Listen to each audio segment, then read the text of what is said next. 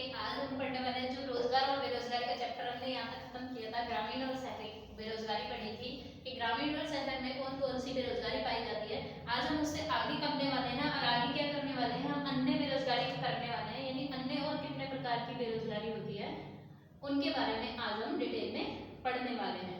तो आपने अगर बेरोजगारी से रिलेटेड प्रीवियस वीडियो नहीं देखी कि ग्रामीण क्षेत्र में कौन सी बेरोजगारी पाई जाती है और शहरी क्षेत्र में कौन सी बेरोजगारी पाई जाती है, तो उस प्रीवियस वीडियो को जरूर जाकर देखिएगा मेरे इस YouTube चैनल पर, जिसका नाम है valuable study with Ekta. Okay, इस चैनल को अगर आपने अब तक सब्सक्राइब नहीं किया तो सब्सक्राइब कर लीजिए ताकि आने वाली वीडियोस आपको टाइम टू टाइम मिलती रहे, क्योंकि मेरे चैनल पर जो वीडियोस आती हैं उनका कोई टाइम फिक्स नहीं है, आपके लिए वीडियो कभी भी डाल दी जाती है। तो और ये जो सीरीज चलती है वो इकोनॉमिक्स की सीरीज चलती है, यानी इकोनॉमिक्स आपको इसमें कंप्लीट कराई जाएगी। तो अन्य बेरोजगारी कौन कौन सी पाई जाती है आज हम उसके बारे में बात करने वाले हैं। तो अन्य बेरोजगारी में बेरोजगारी आती है अगली चक्रीय बेरोजगारी। चक्रीय बेरोजगारी, चक्रीय बेरोजगारी किस प्रकार की बेरोजगारी होती है इसके बारे में जानते हैं। तो चक्रीय बेरोजगारी जो होती है ये अर्थव्यवस्था में उतार चढ़ाव के कारण आती है। किस लिए आती है भाई? अर्थव्यवस्था में जो उतार चढ़ाव होता है, यानी अर्थव्यवस्था में जो मंदी, इसे बोलते हैं उतार और चढ़ाव, यानी दो तरह की स्थिति अर्थव्यवस्था में पाई जाती है। एक तो मंदी काल आ जाता है अर्थव्यवस्था में, कभी आ जाता है तेजी काल अर्थव्यवस्था में। यानी आप देखते हो मंदी काल में कभी कभी देखते हो चीजों के प्राइस जो होते हैं वो बहुत ज्यादा डाउन हो जाते हैं, यानी नीचे गिरने लगते हैं। जब चीजों के प्राइस नीचे गिरने लगते हैं तो उत्पादन का स्तर यानी प्रोडक्शन का स्तर भी आप क्या देखते हो नीचे होने लगता है। जैसे अगर टमाटर 50 रुपए केजी बिक रहे थे तो मंदी में वो 10 रुपए केजी हो जाएंगे, और 10 रुपए केजी होते ही जो किसान होगा इसका प्रोडक्शन कम कर देगा, क्योंकि उसे उतना प्राइस, उतनी ज्यादा संतुष्टि, उतनी चीजें नहीं मिल रही है जितनी उसे मिलनी चाहिए थी। जब वो प्रोडक्शन को घटाएगा तो प्रोडक्शन के साथ साथ जो लगी हुई लेबर है उसको भी कम कर देगा। प्रोडक्शन कम तो लेबर कम, और लेबर को हटा देगा। जब लेबर कम हो जाएगी तो देश में क्या फैल जाएगी, तो देश में बेरोजगारी फैल जाएगी।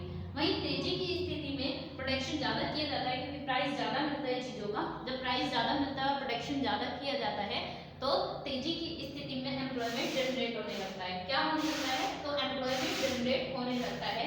ये कौन सी होती है? ये होती है हमारी अवस्थिति।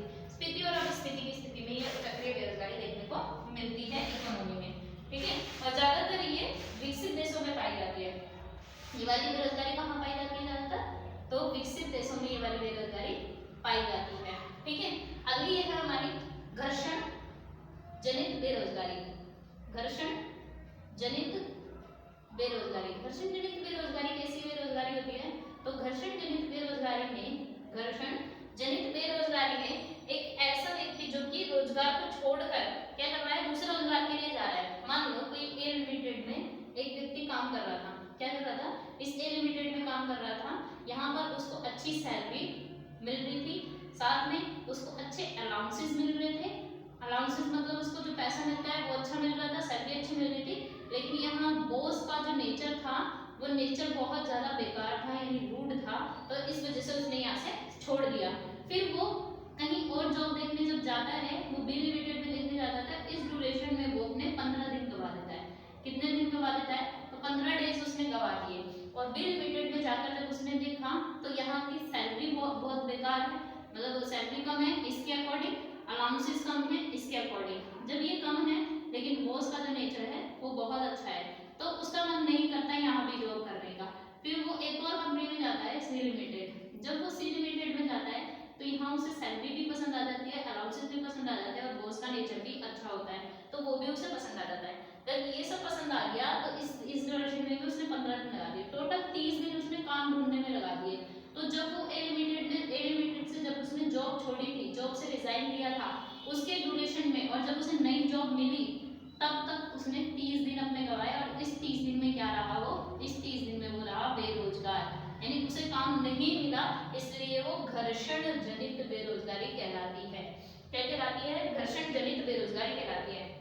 यानी एक ऐसा व्यक्ति जो एक रोजगार को छोड़कर दूसरे रोजगार में जाता है, तो दोनों रोजगार के बीच जितना भी समय वो बेरोजगार रहता है, यानी इस अवधि में जितने भी समय वो काम नहीं करता, उसे हम घर्षण जनित बेरोजगारी कहते हैं।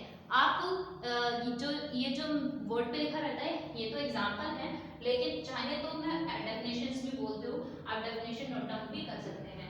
ठीक है, तो कर्षण जनित बेरोजगारी किसे कहते हैं और चक्रीय बेरोजगारी किसे कहते हैं। आई होप सो आपको बहुत अच्छे से समझ में आ गई होगी।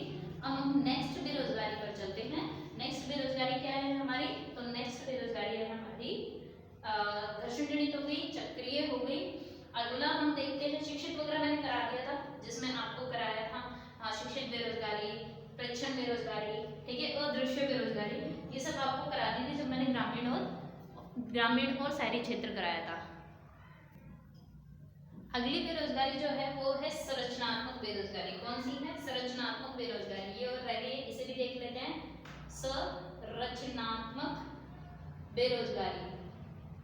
संरचनात्मक बेरोजगारी जो होती है वो हमारी अर्थव्यवस्था में आए हुए चेंजेस के कारण होती है। चेंजेस मतलब कुछ ना कुछ अर्थव्यवस्था में, हमारी इकोनॉमिक में परिवर्तन जब होता रहता है तो उस परिवर्तन, उस चेंजेस के कारण क्या पाई जाती है, संरचनात्मक बेरोजगारी पाई जाती है। देश की संरचना में अगर चेंज हो जाए, संरचना में यानी स्ट्रक्चर में चेंज हो जाए तो हमारे यहाँ पर संरचनात्मक बेरोजगारी है। एग्जाम्पल है कि एक कंपनी है, उस कंपनी में पहले सारा काम मैनुअल हुआ करता था। मैनुअल का मतलब है मानव उस पर काम करते थे, यानी मशीनों की जरूरत नहीं होती थी।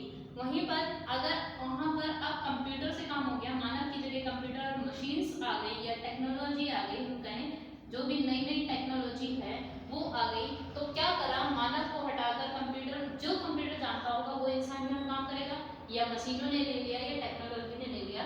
तो इस कारण जो पुराने लोग जिन्हें ये सब नहीं चलाना आता था, वो लोग क्या हो गए, वो लोग हो गए बेरोजगार। जब वो लोग बेरोजगार हो गए तो उसी प्रकार की बेरोजगारी को हमने संरचनात्मक बेरोजगारी कहा। क्या कहा, उसी प्रकार की बेरोजगारी को हमने संरचनात्मक बेरोजगारी कहा। क्या कहा हमने, संरचनात्मक बेरोजगारी कहा। तो ये खत्म हो गया, हमारे जितने भी प्रकार की बेरोजगारी लगती है वो सारी प्रकार की बेरोजगारी हमने कर ली। अब हम एक फॉर्मूला लिख लेते हैं कि बेरोजगारी दर कैसे निकलती है। तो बेरोजगारी दर यानी कितने लोग बेरोजगार हैं, कितने परसेंट लोग बेरोजगार हैं, हमारी इकोनॉमी में ये पता करने के लिए हम बेरोजगारी दर निकालते हैं। बेरोजगारी दर या एम्प्लॉयमेंट रेट निकालने के लिए प्रति 1000 व्यक्तियों पे निकाला जाता है। कितने पे, प्रति 1000 व्यक्तियों पे। तो बेरोजगारों की संख्या ऊपर रखते हैं, बेरोजगारों की संख्या, बेरोजगारों की संख्या यानी कितने लोग बेरोजगार हैं उनको ऊपर रखो और नीचे श्रम बल रखो। संख्या बट्टे में श्रम बल यानी कितने लोग कार्यरत हैं। ठीक है, श्रम बल यानी कार्य का जो श्रम बल होता है वो कुल श्रम बल को नीचे रखो और गुणा कर दो 1000 से, तो आपका क्या निकल के आ जाएगा, आपका निकल के आ जाएगा बेरोजगार की संख्या, बेरोजगारों की दर निकल के आ जाएगी, यानी कितने परसेंट लोग बेरोजगार हैं ये निकल के आ जाएगा हमारे यहाँ। ठीक है, अगला देखते हैं। अब हम आगे देखते हैं बेरोजगार स्टैंडर्ड जो वर्ड्स होता है उसे क्या कहते हैं। स्टैंडर्ड वर्ड से पहले हम देख लेते हैं कुछ अवधारणाएं दे रखी हैं बेरोजगारी की, वो अवधारणाएं देख लेते हैं। तो बेरोजगारी की अवधारणाएं, बेरोजगारी की अवधारणाएं यानी किस किस आधार पर अवधारणाएं बनती हैं बेरोजगारी की, वो देखते हैं। तो बेरोजगारी की अवधारणा पहली है सामान्य स्थिति में। सामान्य स्थिति बेरोजगारी पहली है, सामान्य स्थिति बेरोजगारी।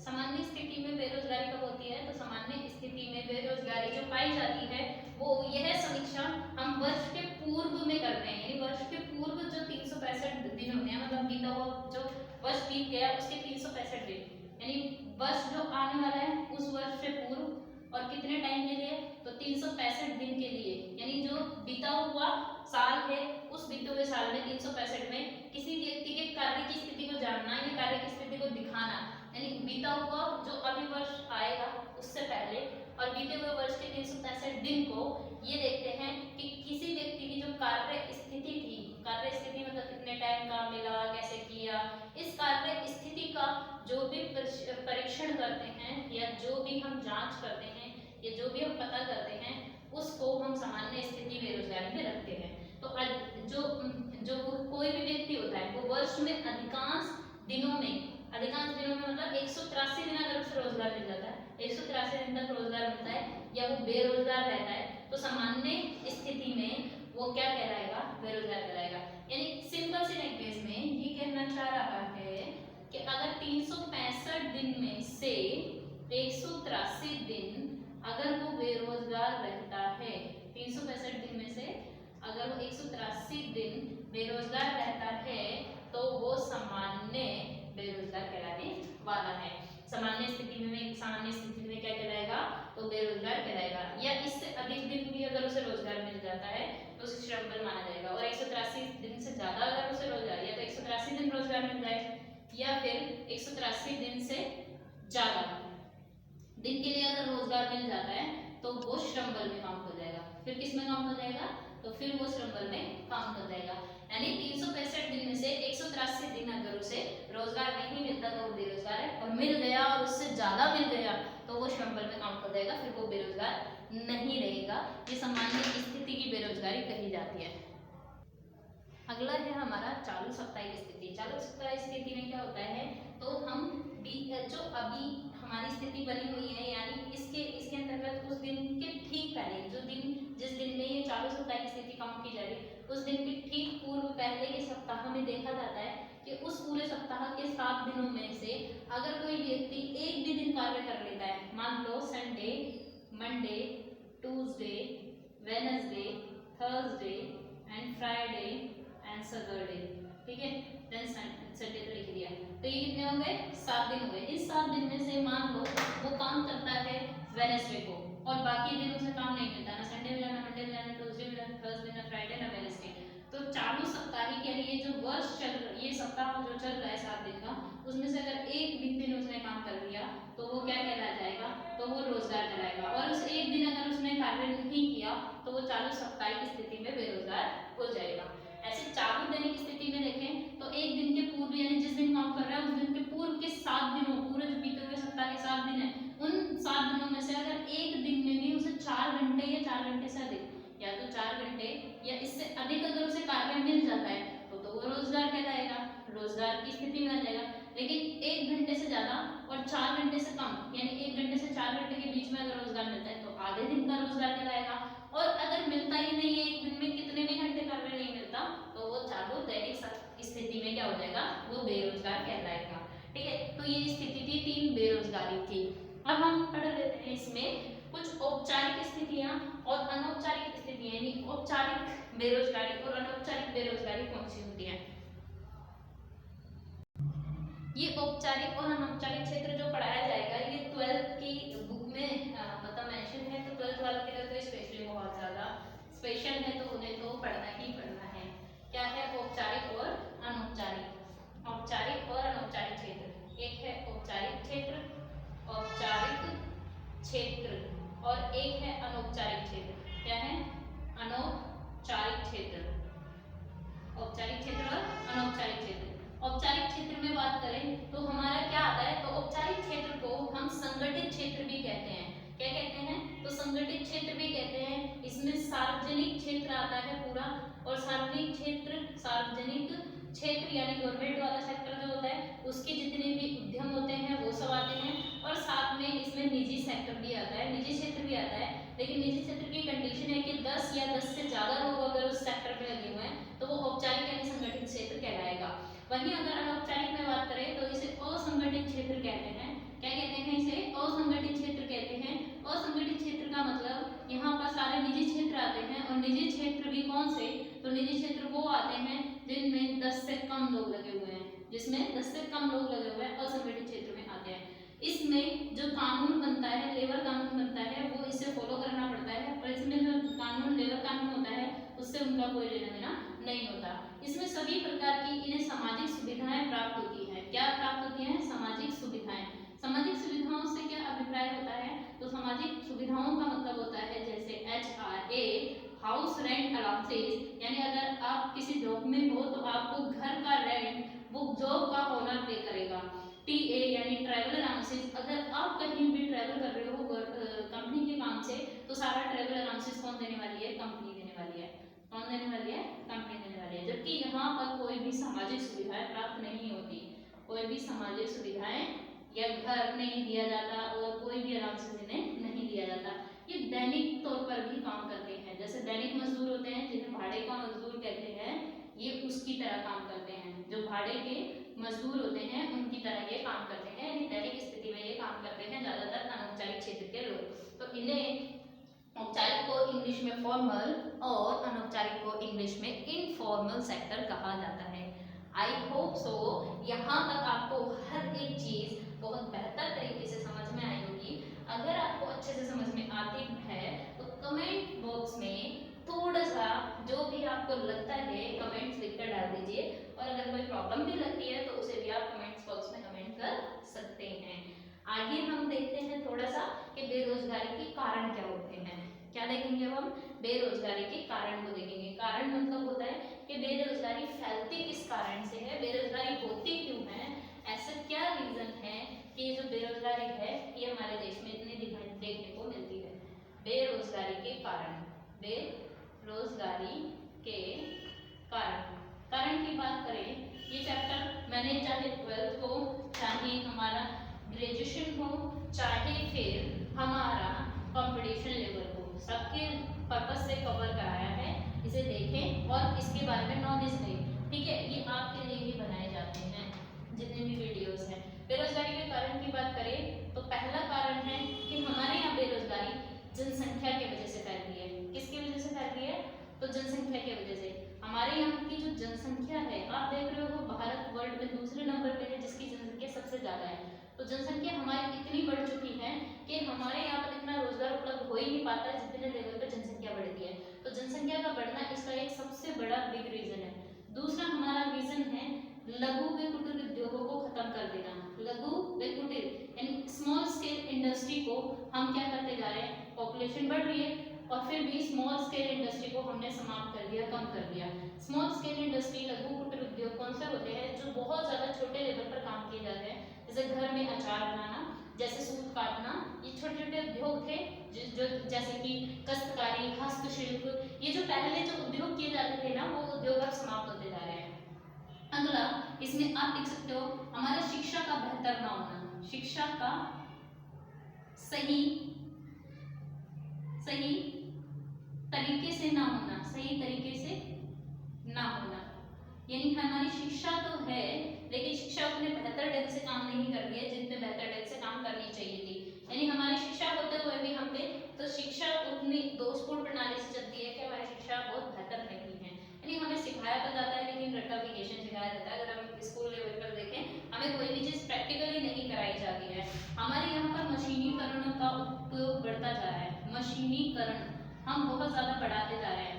मशीनीकरण का मतलब क्या होता है? पहले मानव जो काम करता था आज उनकी जगह मशीनों ने ले ली है। यानी मशीन जो है वो सारा काम कर देती है और मानव की जरूरत नहीं पड़ती। तो जब मानव की जरूरत नहीं है तो लोग बेरोजगार हो जाएंगे, उन लोगों को हटा दिया जाएगा वहां से उन चीजों से, ठीक है। कृषि क्षेत्र पर डिपेंड ज्यादा होना, यानी और कृषि क्षेत्र पर डिपेंड भी है तो कृषि का एक मौसमी व्यवसाय होना इसका बहुत बड़ा रीजन है। कृषि का मौसमी व्यवसाय होना, मौसमी व्यवसाय मतलब क्या होता है कि कृषि मौसम पर डिपेंड करती है। यानी कृषि जब भी की जाती है तो वो मौसम के अकॉर्डिंग की जाती है, क्योंकि तुम्हें पता है यार खरीफ और रबी की फसल उगाई जाती है और खरीफ और रबी की फसल मौसम पर डिपेंड करती है। और हमारे यहाँ ज्यादातर कृषि जो है वो पानी पर भी डिपेंड नहीं करती, पानी भी बहुत ज्यादा उनका बड़ा फैक्टर होता है, सॉरी। तो इस वजह से वर्षा पर डिपेंड रहते हैं। तो सिंचाई की सुविधा न होना, सिंचाई की सुविधा न होना, अगर सिंचाई की सुविधाएं नहीं होगी, सिंचाई के साधन ही नहीं होंगे तो आप कैसे बेहतर तरीके से कह सकते हो कि कृषि को कर लोगे? क्योंकि बिना पानी के खेती होगी कैसे, ठीक है। तो सिंचाई की सुविधा भी इसका बहुत बड़ा रीजन है। अगला हम देखते हैं तो हम देख सकते हैं परंपरागत हस्तशिल्प उद्योगों में, परंपरागत हस्तशिल्प